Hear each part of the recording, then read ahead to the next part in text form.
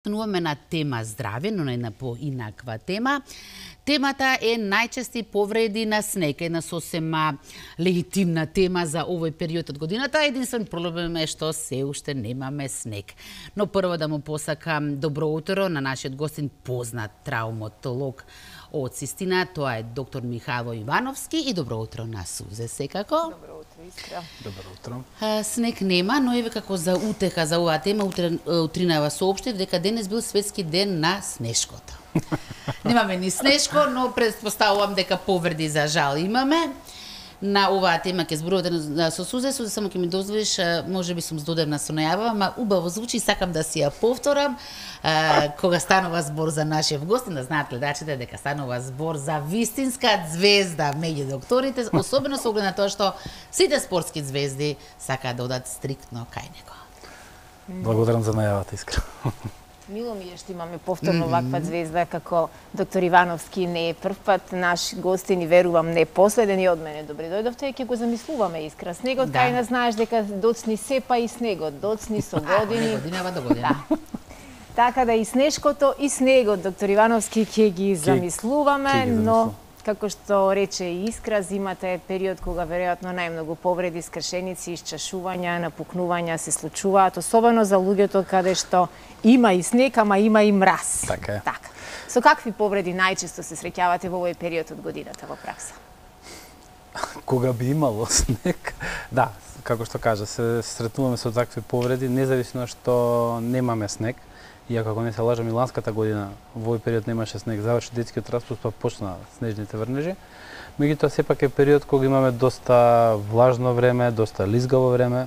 Сепак нема снег, меѓутоа има ниски температури кои што ја прават подлогата каде што се движат луѓето доста лизгава и се сретнуваме со повреди настанати при пат на тврда површина, дали се тоа скршеници, како што спомнав, исчашување, независно. Ги нема во овој период зимските повреди од снег, односно од скијачките центри, мада во околината се скија, така да не е дека ги нема и тие повреди. Мора да спомнам, кога ќе падне снегот, поготово онаа поводросна популација, луѓе кои што и потешко се движат, и со видот стојат полошо. Така, меѓутоа тогаш тие внимаваат. Кога ќе падне снегот, па и кога ќе кажеме замрзнати улици, замрзнати тротоари, сите тие внимаваат. Во овој период нема снег, па некако сме сите малце поопуштени, па и не е дека нема повреди. Тоа се возрастни луѓе кои што и при минимален пат, односно тоа е low energy травма, се здобиваат со релативно сериозни повреди. Да. Колку е важно, верувам дека Искра ќе се сложи, колку е важно да кога паѓаме веќе и кога ја губиме равнотежата, да знаеме како паѓаме. Да, безбедно да падне. Да. Како има една солуција, на таму кај што е меко, така? Да. Кај што кај е меко. Снајди се во моментот на паѓање. Како викаме, кога децата кога трчаат, да, или поготово кога веќе одат и трчаат, кога трчаат со рацете во џебот, немој да трчаш со рацете во џебот, кога ќе паднеш, падни на рацете, ама и ги рацете се кршат, така да кога веќе паѓаш е малце тешко да се каже како да се заштитиш. Да, обично е најчесто на рацете први, или ако можеме на страна, меѓутоа тоа е многу тешко да се предвиди. Да, и во скијањето, еве, јас се сеќавам, бев многу мала кога учев да скијам и првите 10 дена, значи инструкторот те учи буквално како да паѓаш. Бидејќи многу ќе паѓаш и ќе те спреми дека многу ќе паѓаш, барем да паднеш некако по-безбедно, за да можеш да станеш и да продолжиш и да не се откажеш, бидејќи скијањето е еден од најубавите спортови. Така. За жал, ние одамна веќе снег природен тука не можеме да си дозволиме, дали и природата не ни е наклонета, не знам повеќе. Меѓутоа, во едно минато време, особено во минатиот век, на вистина знаеја снеговите да задржат долго на сите планински терени каде што има простор за скијање и децата скија и учеа да скијаат.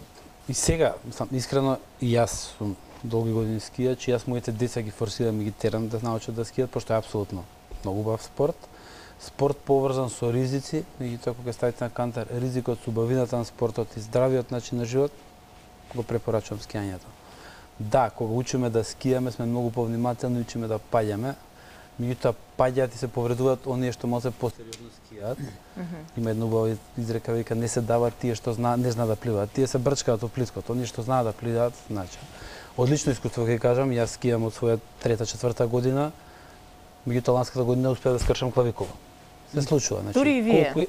Се случува на сите имено. Тоа сакам да кажам, сам во истата година скијаше мојот син 10 годишен, мојот син 3 годишен, дури малата од година дена во раце се спушти секаде со мене и на крај ја паднав, скршив клавикула. Тоа е тоа. Се случува. Меѓутоа едноставно ризикот кај сите, не само кај младите, постои и кај возрастните.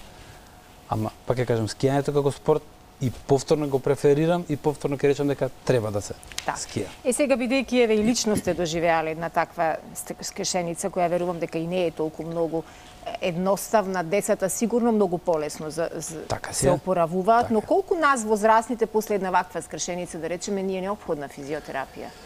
Во зависност од повредата се третира оперативно или конзервативно. Како и да се третира фрактурата, кога збориме веќе за скршениците, период на зараснување на коската е од 4 до 6 недели. Значи, ниво книга никако не може порано да зарасне коската. Период после кој следува период на рехабилитација, во зависност од повредата, дали долен, дали горен екстремитет, од активностите на пациентот, од неговата претходна состојба, од 2 до 8 недели. Зависи од многу нешта. Јас конкретно, пошто веќе имаме личен пример, јас се оперирав за да побрзо се рехабилитирам, за да побрзо се вратам на нормални секојдневни активности, на работа, на спорт и на све.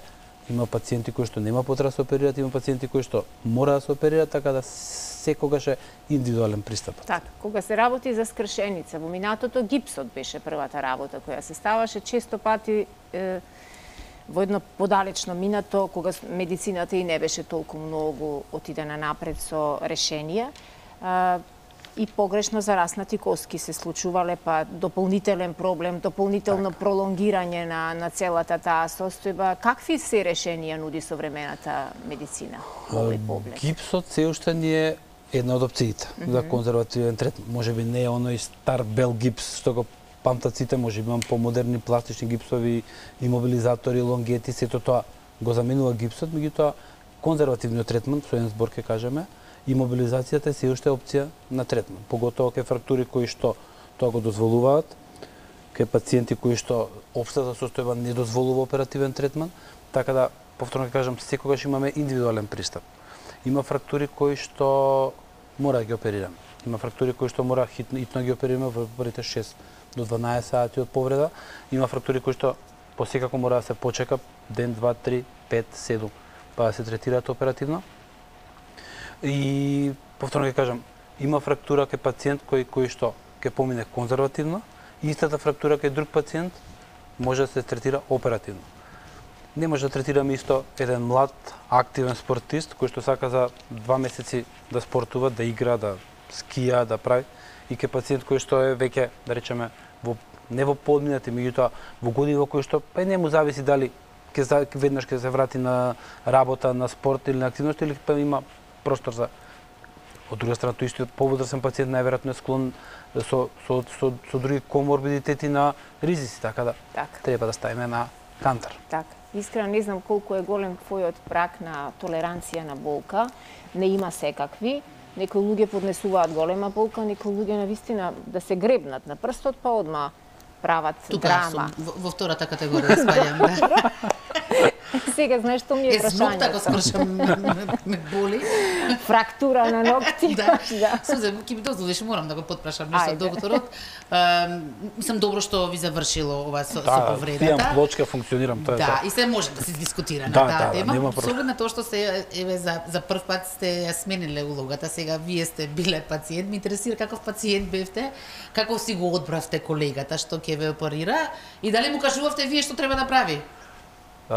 Не можев да му кажувам што да прави, па како прво што немав ни намера, пошто тоа е нивна работа уметот, а второ бев во анестезија, спиев, така да немаше никако. Инаку? Ке беше. Каков пациент бев? Видете, од моментот кога тоа се случи, не се случи во Македонија, се случи Боровец, бев со комплет цела фамилија, сопруга, 3 деца и сите. Си се довозев до Скопје, си отидов во болница, си се сликав. видов дека може да помине и со конзервативен третман и со операција. Сами си дадовте диагноза. Си дадов диагноза, колегите ми рекоа може и така како кажеш ти.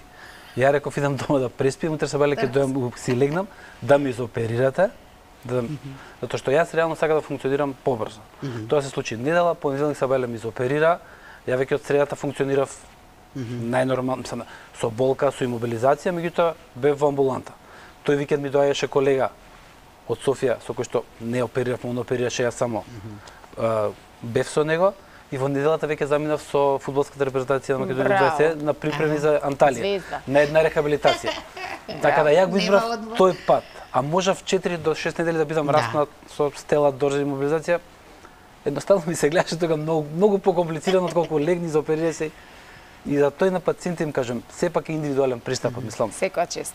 Тоа е тоа. Секоја чест. Го допревме токму и она што јас сакав да го прашам, толеранцијата на болка. Како да ја препознаеме болката дека се работи за нешто кое не смееме да чекаме, бидејќи и времето е клучно, да не ја оставиме да се докомплицираат работите. Некојаш мислиме ќе помине, од страв не одиме на лекар, а се работи можеби за фрактура која некој има висок праг на толеранција на болка, па ќе си ја чува дома фрактурата. Па видете, посекако да се сложувам дека има луѓе кои што не доаѓаат веднаш, поготоа кај оние пациенти кои што настанува повредата врз основа на low energy травма, каде што се чукнав, ништо не ми е. Посекако советот до сите оние кои што не се медицински лица дека треба да посетат доктор. Па макар и да тоа не е ништо, се направи една рентгенска снимка, се утврди дека нема ништо, па идеме со некој конзервативен третман на соодветните меки структури или што и да се случило. Колегите кои што се надам никогаш код на мене не ми се случи повреда, а знаат што има отприлика знаат. Значи јас лично знаев дека се работи за фрактура на клавикула, си ставив по соодветна имобилизација со колегата вакво и успеав да си доводам. Знаев дека имам простор, сепак да не ги ставам во ризик сите што беа со мене. Така да сам си се прегледав на терен, сам си доскијав до доле. Имаше другари со мене што река вика малце вика језиво изгледаше тоа како се прегледа, ама боле јас се прегледам отколку сепак јас знам што се случува со мене во моментот. Секоја чест. Доктор Ивановски навистина го качува процентот на мажи кои што како пациенти се од оние кои што не легнуваат во кревет и чекаат сите околу нив да ги жалат. Бидејќи често пати се шегуваме на таа тема дека мажот кога е настинат тогаш цело семејство страда. Ма не се шегувате, таа е вистината, нели? Не има различни. И кај мене во амбуланта кога ќе влезат пред се родители со деца, најчесто тие што им е лошо и што им се снеможува се мажите, да не се лажеме. Мислам, ние мажите сме малце со еден поголеми коркачи, да не се лажеме. Така. Убаво е скијањето и санкањето, па и правењето снешко, но за жал и на сув студ, што го нарекуваме народски, се случуваат големи повреди, што од невнимание, што од подмрзната подлога каде што не гледаме дека сме згазнали, најчесто тука страдаат повозрасната категорија на граѓани кои што и сериозно можат да бидат задржани во кревет или во неможност на движење со месеци, особено ако скршат колк. Така си. Така. Колку е честа оваа ситуација? Честа е. Значи честа е, поготово кај повозрасната популација, тоа се мажи жени пред се тука за жал жени со остеопороза, со намалена густина, дензитет, кои не ни знаеле дека имаат остеопороза, најчесто дознаваат после скршеницата. Така е. При минимална травма, пат, збориме пат од сопствена висина, пат од седење, лизгање, се крши. Да, колкот го спомнавме, затоа што знаете кога се скрши колк, пациентот е врзан за кревет, не може да се движи, не може да се врти, има болка. Кога ќе скрши рамо или рака, подвижен е, па може да размислуваме и за третман со гип, со имобилизација, пошто не е врзан за кревет. Пациентка, сеедно, возрасен човек, со скршен колк, би бил врзан 4 до 6 недели во кревет. За пациент во таква состојба, лежењето во кревет е, може да биде фатално, може да биде поврзано со пневмонии, со отварање на рани декубитални, со еден куп други компликации кои што за жал ќе го однесат пациентот. Со една релативно рутинска операција, колкафи да е ризикот, со промена на колк или остеосинтеза, фиксација на фрактурата, свеедно, пациентот веќе вториот ден се вертикализира, за многу кратко се враќа во нормална функција, што значи нормално не може да се движи и да трча, меѓутоа може да отиде до тоалет, може да седне на фотелја, може да седне на кујнска маса, така да ги обавува своите нормални активности. Така да, пак ќе се вратам дека различен третманот на фрактурите и на пациентите. Да. Ние немаме уште многу време, но имаме доволно време уште да кажеме што најчесто ги штити нашите коски и што им гарантира на извесен начин, ако воопшто можеме да зборуваме за гаранција на коските, подолг век. Видете, здравиот начин на живот, исхраната влијаат. Што е клучно во исхраната за да ги заштити коските и да го одложи старењето на истите? Последниот период, последниве вируси и болести научија сите нас дека истите не испитуваме витамин D, витамин К, калциум, магнезиум. Тоа све се суплементи кои што сега денеска ги внесуваме, пред се затоа што ги има на пазарот. Меѓутоа и преку една нормална здрава исхрана, како сакате кажете го нормален внес на млечни производи, на протеини, на јаглехидрати, го прават нашиот организам многу поздрав, безбеден. Да. И посекако треба да знаеме дека сите ние после 55-60 година би било убаво да направиме некои рутински превентивни испитувања за да знаеме дали можеби ни треба малце повеќе внес на некои суплементи. Пошто би веќе зборевме за коските, да, густината коските, дензитометријата многу лесно се испитува и многу лесно председамите се предиспонирани ради годините, менопаузата и сите тие работи кои што влијаат на намалување густината, која што многу лесно се испитува и лесно се коригира. Спомна дека немаме време, искрено најави како доктор кој што работи со спортисти, не спомнавме ни една спортска повреда. Покрај коските има еден куп повреди што се структури, лигаменти, мускули кои не се само зимски, туку се апсолутно ќе падне снег, па кога ќе падне ќе дојме пак ќе разговараме. Да. Ако падне. Да. Искри, имаш уште некое прашање, имаме ли време? Па мислам дека горе-долу опфативме, реком ако ја отвараме сега другата тема за спортски повреди, тоа многу ќе трае, така што веќе се закажавме тема за следниот пат. Доколку сте слободен, докторе, сега, ако знам дека сте презафатен. Значи за вас ќе се ослободам, нема проблем. Благодариме премногу. Благодарам уште еднаш. Така, тоа беше доктор Ивановски, познат травматолог од Аџибадем Систина. Проговоривме и подсетивме колку треба да внимаваме и во овој зимски период, ама и секој ден во годината. Искра, што ни е следно?